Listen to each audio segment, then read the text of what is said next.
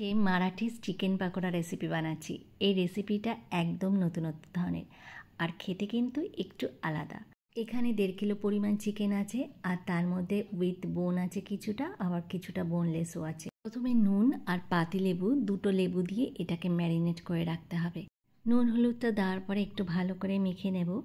এর মাঝে আমি কিছু পেস্ট বানিয়ে নিয়েছি, যেমন 2টো পেঁয়াজ, বেশি পরিমাণে একটু রসুন আর আদা আর লঙ্কা। এগুলো আমি মিক্সার গ্রাইন্ডারে পেস্ট করে নিয়েছি, সেটাকে আমি এর মধ্যে দিয়ে আবারও ভালো করে মেখে নেব। আমি এর মধ্যে কোনো ফুড কালার দিচ্ছি না, তোমরা চাইলে দিতেও পারো। আমি এর মধ্যে একটু হলুদ অ্যাড করছি যাতে কালারটা একটু ভালো আসে।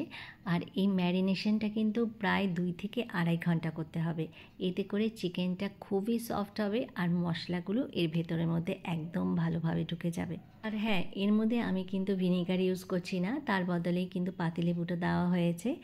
এবার এটাকে আমি ঢাকা দিয়ে ঢেকে রেখে দিচ্ছি। তো ঢাকনা খুলে যখন ম্যারিনেশনটা হয়ে যাবে, তারপর দেখতেই পাচ্ছ আমি এর মধ্যে প্রায় 3খানা আমি ডিম নিয়েছি। সেই ডিমগুলোকে এর মধ্যে দিয়ে দেবো। এর বেশি দেবো না, দিলে পরে অনেক বেশি ঠিক হয়ে যাবে। তারপর আমি এর মধ্যে অ্যাড করব হচ্ছে কর্নফ্লাওয়ার। আর এই কর্নফ্লাওয়ারের পরিমাণটা কিন্তু অনেকটাই বেশি লাগবে, যেহেতু কোয়ান্টিটিটা অনেকটাই বেশি। আর 2 চামচ পরিমাণ আমি একটু ময়দা দিচ্ছি। একটা জিনিস তোমরা দেবে, সেটা হচ্ছে একটুখানি গোলমরিচের গুঁড়ো দিতে পারো, এতে করে টেস্টটা অনেক বেশি ভালো হবে। আর যে মশলাটা অ্যাড করব, এটা হচ্ছে মারাঠিদের একটা স্পেশাল পাকোড়া মশলা। এই মশলাটা ওরা বেসিক্যালি এর মধ্যে ব্যবহার করে। ওরা যে কোনো শপে এই মশলাটা চাইলে ইজিলি পেয়ে যাবে। আর এর টেস্টটা কিন্তু একটু ডিফারেন্ট হয় আর খেতে কিন্তু খুবই ভালো হয়। দেখতেই পাচ্ছ কালারটা কীরকম, টেস্টটা কিন্তু খুবই ভালো হয়। আর এর মধ্যে আমি কিছু ধনেপাতা অ্যাড করেছি। আরও একটা জিনিস ওরা অ্যাড করে, সেটা হচ্ছে পেঁয়াজ। 2টো পেঁয়াজ আমি কুচিয়ে রেখেছি, সেই পেঁয়াজগুলোকে এবার আমি এর মধ্যে অ্যাড করে দেব। সবগুলোকে ভালো করে মেখে নেওয়ার পরে অনেকটা পরিমাণ তেল কড়াইতে চাপিয়ে দিয়েছি। এবার এগুলোকে ভেজে নেওয়ার পালা।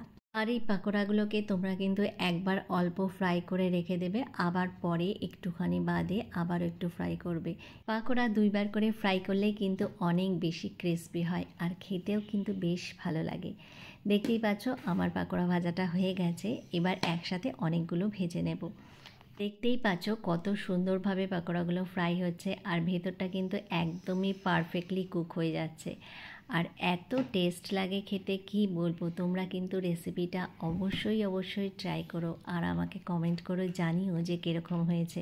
আমাদের কমেন্টের আশায় থাকবো। নিত্য নতুন রেসিপি দেখতে চ্যানেলটিকে অবশ্যই লাইক করে দিও। আবারও নতুন রেসিপি নিয়ে তোমাদের সামনে হাজির হয়ে যাব। আজকের মতো এখানেই বিদায় জানাচ্ছি। সবাই ভালো থেকো। Tata, bye bye and take care.